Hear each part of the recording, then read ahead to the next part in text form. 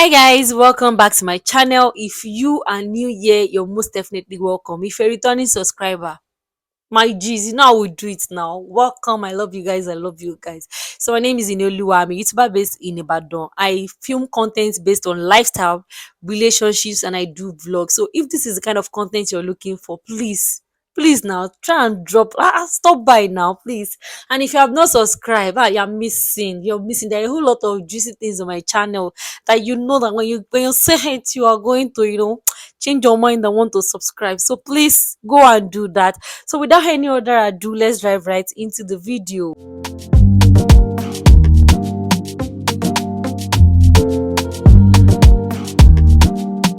Welcome back guys. So in today's video, we're going to be talking about the things that you should do to help your friend who is in a toxic relationship. But before I start this video, I got a lot of compliments on my last clip. Everybody was saying I look beautiful. Yes, now that's how stars do. That's how we roll.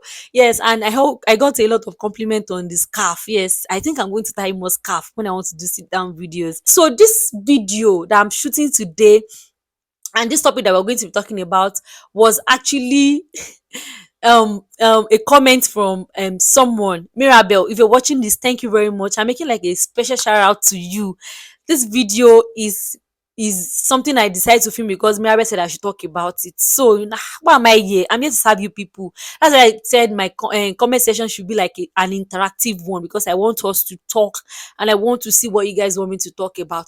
So without any other ado, let's dive right into today's video. So the first thing, or the first step you should do when you find out that you have someone who is in a toxic relationship, is to put them in your prayer.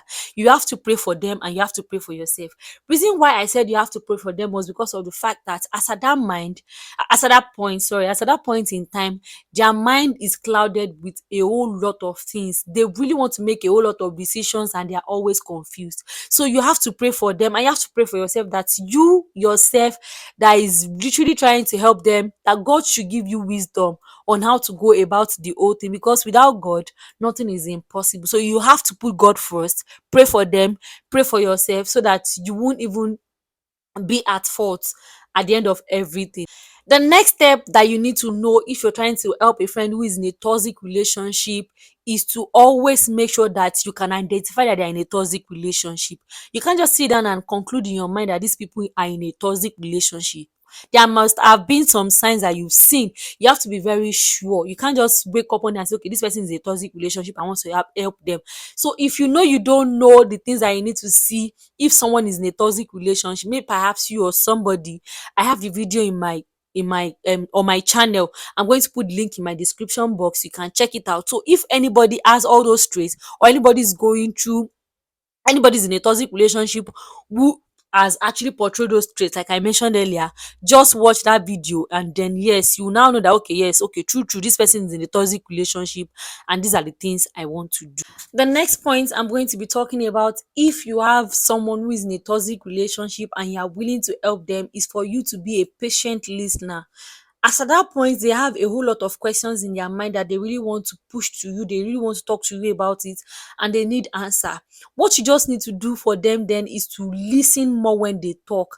Let them pour out their mind, let them open up, because you need them to even open up so you can know when to come in. But if you talk too much, they might get irritated and they might decide that they don't want to talk to you. You have to do more of listening than you talk, so that when you are making decisions for them, or when you are trying to help them, your actions will speak louder than voice. But when you talk too much, you just get tired and feel like, okay, I don't see the need for me to just open up to this person. You need to listen to them. You have to be like a patient listener, because at that point they have a whole lot of things they really want to talk about. So if you want to help a friend who is in a toxic relationship, you have to be a patient listener.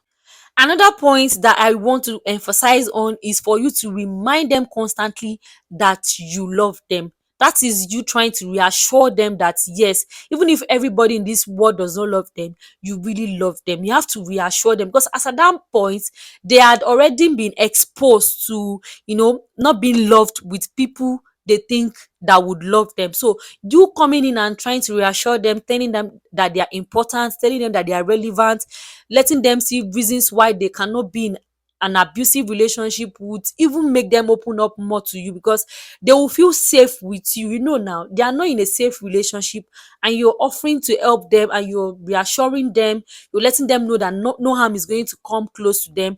They would open up more, they will feel relaxed, they would want to discuss more with you.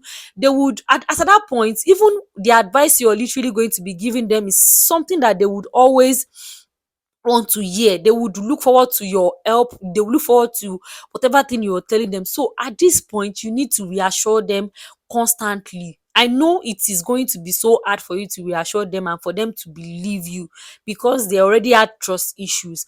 But then you have to do it. Like, constantly reassure them, tell them you love them, tell them they are relevant, tell them how important they are, tell them reasons why they have to be in an LG relationship. So if you're trying to help a friend, you have to reassure them constantly that they are loved and they are very important. Another point I'm going to be talking about, if you're trying to help a friend who is in a toxic relationship, is that you need to let them know that being in an abusive relationship is not good, and it is not always their fault. You see, in this time, they would always feel like they are at fault. They will always think that they are the reasons why their partner is, doing the things they are doing. But you have to let them know that they are not at fault. You have to let them see reasons why, okay, a particular issue is should be attended to in a better way, instead of this man eating you, instead of this person saying an abusive things to you. You have to constantly let them know that being in an abusive relationship, it is not good. It is not even safe for them. You have to constantly let them know that all these things, like, I know they would have a lot of things to tell you. They will have series of things to tell you about things that happen, like some circumstances or occurrences that happened maybe between them, and let's just say, for instance, between them and their husband, maybe some things happen and they get beaten. They want you to see that they are at fault, but you have to let them know that they are not at fault. You give them reasons, and how do I want to say it, you give them things, you give them explanations to how they can, like, their partner could have actually attended to the matter better than the way the person handle it. So with this, if you are able to tell them and you always let them see reasons why they are not at fault, I'm sure you are going to be able to help them, because they need your help. I decided I'm not going to be using numbers because I don't want to forget any steps. So that's I'm using the next step.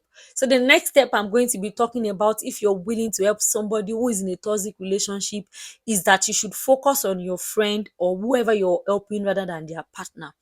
Reason why I said this is because of the fact that I know you're going to be angry with the way your friend or the person you are helping is being treated. I know you are going to be angry. I know you would want to nag. I know you would feel like you really want to see the person and, show them that yes, you have power to eat them, but then that will not even help them, because the person you're trying to help would be like, why are you hurting the person that they love? Because that's what they used to think. I love this person loves me. So if you're trying to, like, be defensive, like showing that yes, you can fight on their behalf, they will think you're trying to hurt them, and they will forget about their self, because they have literally put those people first. But if you focus more on the person you're trying to help, it would give you clearer visions of the things that you need to do, instead of going to go and meet their partner by nagging, shouting, trying to show that you care. Yes, I know you care, trying to show that you care emotionally, trying to show the tantrum rather, than, trying than focusing on the person you're trying to help. This would even give their partner more hand to be in charge, because now they're already like they are the manipulator. So if you're trying not to focus on your friend and you're focusing on them, you're exposing your friend to more risk. So with this, you can basically just focus on your friends, and you'll sit and strategize well, and know that okay, you have like a lot of plans that would help them from that toxic relationship, that rather than wasting your energy on their partner. So if you're willing to help somebody who is in a toxic relationship, you have to focus on that person rather than their partner. So after all of these points, I know by that time they would have literally made up their mind on the decision they want to take. So they would want to take a decision to either leave or to stay. So if they decide that they are going to leave the relationship, then you have to make up a backup plan for them, because you can't just be you can't be trying to help them without having like plans for them. I'm going to go to that aspect of the plan you should have for them. And if they decide that they are not going to leave the relationship, on the other hand, you still have to like try all over again. You wouldn't have to get tired.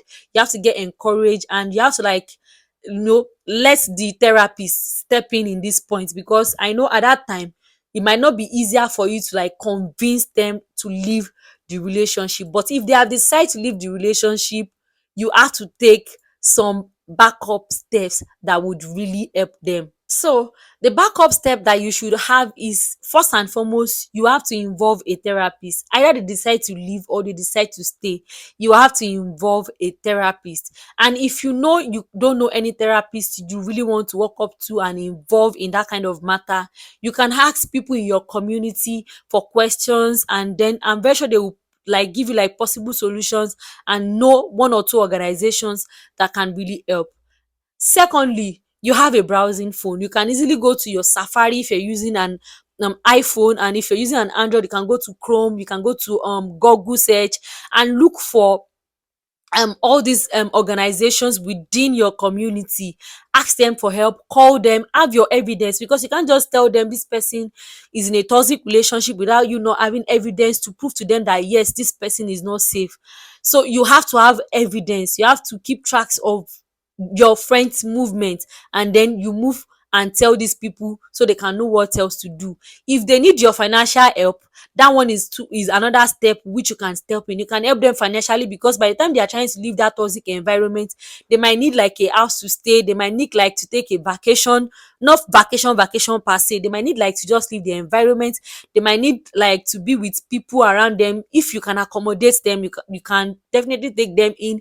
If you need to involve their family members, you can call them. With that, you are also rendering like a plan B help for them, and with that you are going to be really safe. So if you have friends that are in this kind of situation, these are the things that you can do to them. And finally, you have to also constantly reassure them and still be with them, because by then they would feel lost, they will feel empty, and they will feel like they are in this world and they are not really like relevant. So you need to always constantly reassure, like definitely you have to even constantly reassure them from the first step to the last step, because they need reassurance. They already had trust issues, so you need to reassure them. You really need to let them see that yes, they are relevant, they are important and all. So if you have a friend who is in a toxic relationship, these are the things that you can do for them. If you find my video very helpful, please kindly give this video a thumbs up, drop a beautiful comment in my comment section, and then subscribe if you have not subscribed. You can also turn on your post notification, so that when I post a new video, you will see. All of these things I'm trying to tell you to do would help my video a lot. It would help my video a lot, and YouTube will literally push my video to a lot of people. So I'm going to be seeing you in my next video. Bye.